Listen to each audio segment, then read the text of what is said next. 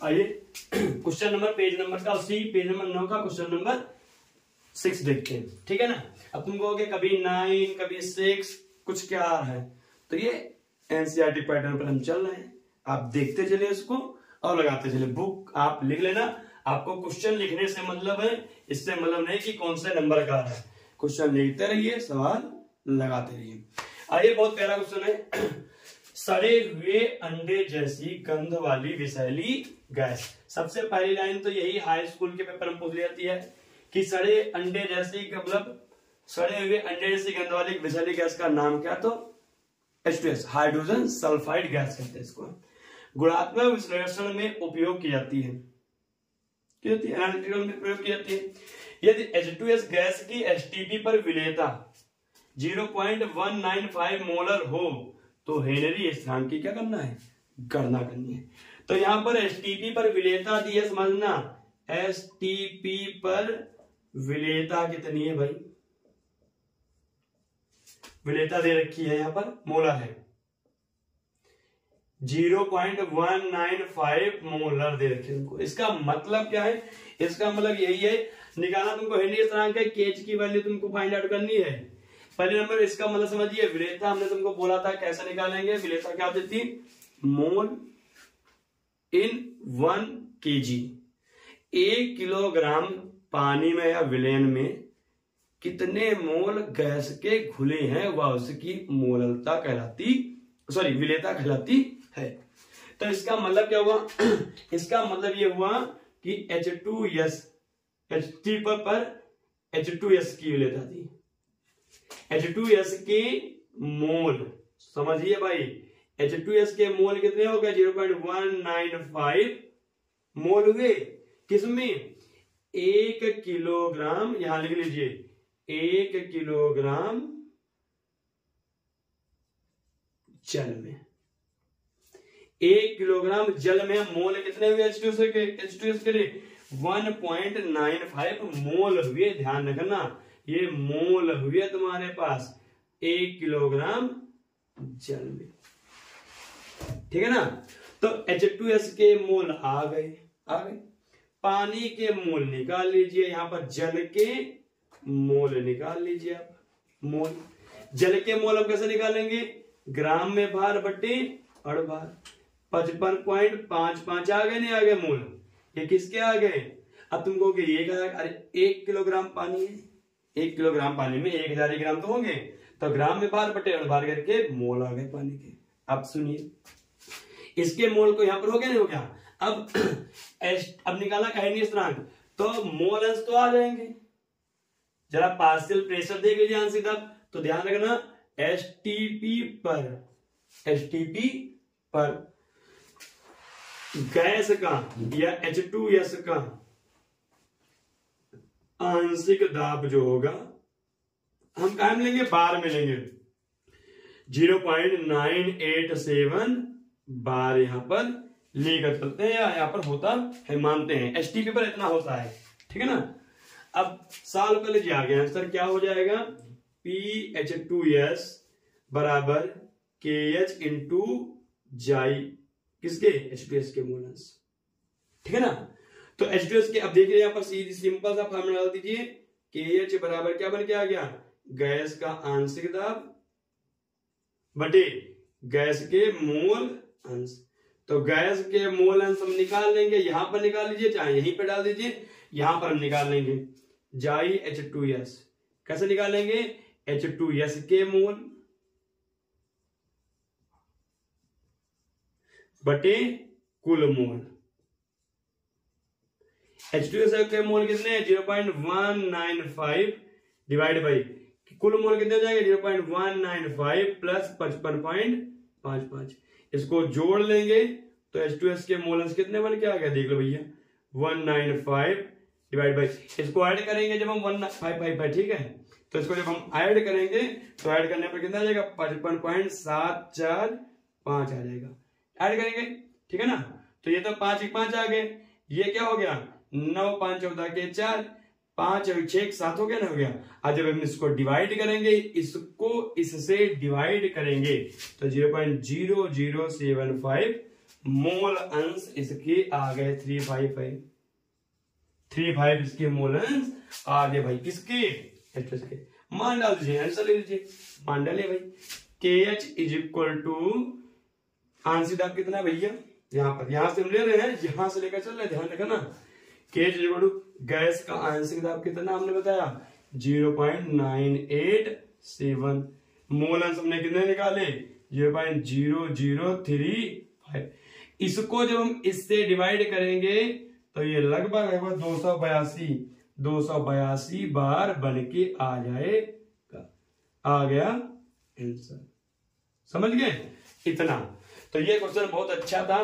करना क्या है, सड़े हुए अंडे जैसी गंध वाली विषैली गैस H2S का गुणात्मक विश्लेषण में उपयोग की जाती है।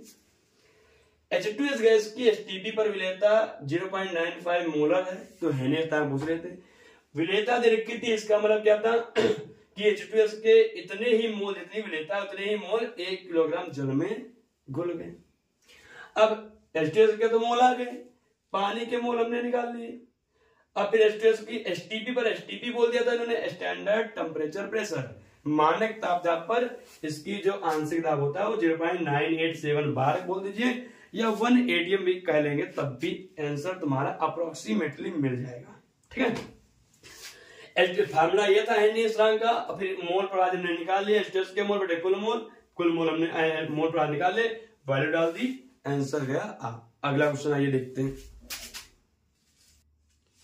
आइए क्वेश्चन नंबर 1.7 उसी का अगला क्वेश्चन है। क्वेश्चन हेनरी स्थिरांक के बहुत आसान से होते हैं, लेकिन उतने ही डिफिकल्ट भी माने जाते हैं। आइए क्या बोल रहा है कि 298 केल्विन पर CO2 गैस की जल में विलेयता के लिए हेनरी स्थिरांक का मान दे रखा है। कितना दे रखा है KH का मान? KH का मान उन्होंने दे दिया 1.67 × 10⁵ पास्कल दिया है। यहाँ पर ध्यान रखना, पास्कल दिया, लेकिन यहाँ पर 500 ml सोडा जल में जब 2.5 ATM पर बंद करा गया इसको, तो ये ATM में दे रखा है। तो भैया इसको अगर हम ATM में बदलेंगे, पास्कल को कभी भी ATM में कन्वर्ट करेंगे, तो ध्यान देना जरा, 1.67 × 10⁵ को मैसे लिख दे 0.000050। अगर ऐसे लिख दिया हमने, अरे सॉरी, हाँ मतलब ऐसे कर लीजिए 1.000050 कर दिया हमने। अब ये पास्कल को अगर ATM में बदलना है तो 101 325 से हम भाग करेंगे, ये बन जाएगा 80M। जब हम इस संख्या को इससे भाग करेंगे तो यहाँ पर KH की वैल्यू जो बन के आती है वो 1.6 ही बन के आ जाती है। तो लगभग ये 5 हटा दीजिए, 1.6 ही ले लेते हैं। ठीक है ना, ये आ गया हमारे पास। KH की वैल्यू आ गई कितनी 1.680M। इतना आएगा, डिवाइड करोगे तो इतना ही आएगा, बन के देख लेना। आगे क्या बोला है, 500 ml सोडा जल में, सुन लीजिए पानी कितना देखा है, सोडा जल कितना दे रखा है यहाँ पर, पानी यहाँ पर H2O जो दे रखा है यहाँ पर वो कितना देगा 500 ml आयतन दिया है यहाँ पर, सोडा जल 500 ml है। अगर हम इसको घनत्व से गुणा कर दें, अब तुम यहाँ पर बार बार हम तुमसे बोल रहे हैं कि जल का जो घनत्व होता है, घनत्व वो 1 ग्राम पर ml होता है, इसकी मल्टीप्लाई कर देंगे तो पानी का द्रव्यमान कितना आ गया कैपिटल W बराबर 500 ग्राम ही तो आ गया। तो पानी के मोल अगर हम निकाल लें, पानी के मोल कैसे कितने आ जाएंगे, देख लीजिए भाई, जल के मोल ग्राम में बाहर, यहां पर भी निकालेंगे। देखिए भाई, अब सुनिए, हमको पानी का द्रव्यमान पता चल गया, हमको KH की वैल्यू पता चल गया, हमको आंशिक दाब भी पता है, कितना पता है CO2 गैस का आंशिक दाब कितना पता है 2.580M, ये चीज पता है। तो 298 केल्विन ताप पर CO2 की मात्रा की गणना करना है। स्मॉल W मतलब CO2 की मात्रा तुमका निकालना है कि पानी में CO2 कितनी घुली हुई है। तो निकालेंगे कैसे, तो CO2 के मोल आ जाए। अब मोल को अगर हम उसके अणुभार से गुणा कर देंगे ना, तो ग्राम में मात्रा नहीं आ जाएगी, क्योंकि मोल बराबर फार्मूला क्या होता था, मोल बराबर द्रव्यमान बटे आयतन, तो सॉरी, मोल बराबर क्या होता था, विलेय का ग्राम में मात्रा बटे विलेय का अणुभार। तो उसकी ग्राम में मात्रा निकालनी है तो मोल गुणे अणुभार कर देंगे, उसके ग्राम में मात्रा आ जाएगी। तो मोल कैसे निकालेंगे, तो हेनरी का स्थिरांक में पढ़ रखा है कि आंशिक दाब बराबर KH इंटू उसका किसका? गैस का मोल अंश। अब मोल अंश का भी फार्मूला तुमको पता है कि मोल बटे कुल मोल, जिसका मोल निकालना हो, जिसका मोल अंश निकालना हो उसके मोल अंश बटे कुल मोल अंश, कुल मोल। आइए देखिए भाई, तो यहां पर तुमको पता है क्या चीज, PCO2 बराबर, यहां पर क्या हो जाएगा KH इंटू जाई CO2, CO2 मोल अंश आ गए। बस भाई साहब जाई PCO2 बटे KH था यहाँ पर यार, तो जाई सीधे, अब यहाँ पर सीधे बनाया, जो मैंने बना दिया था उसी को समझ लीजिए यहाँ पर है।